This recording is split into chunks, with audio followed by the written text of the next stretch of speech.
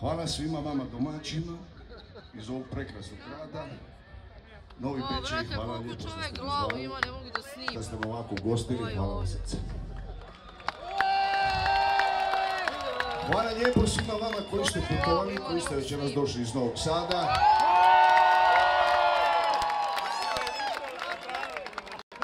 Prošlo je 35 mjeseci da smo svirali u Spensu zadnji put. Hvala vam što ste bili tamo. Hvala svima koji su došli iz Beograda. Prošlo je 10 mjeseci da smo svirali u areni i ljudi moji, hvala vam, to su stvari koje pamtimo jer su bili prekrasni. Svaka čast.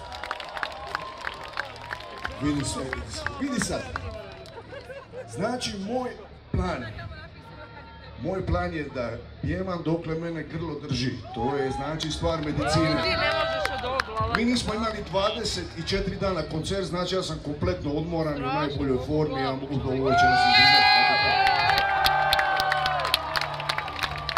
Sutra ne sviramo nigdje, ni prek sutra, ni prek sutra, tako da se ne trebam za nikoga ni štediti. Znači, ovo večera smo tu da vam lijepo damo sve od sebe i da to bude kako treba. Eto ga, ljudi moji.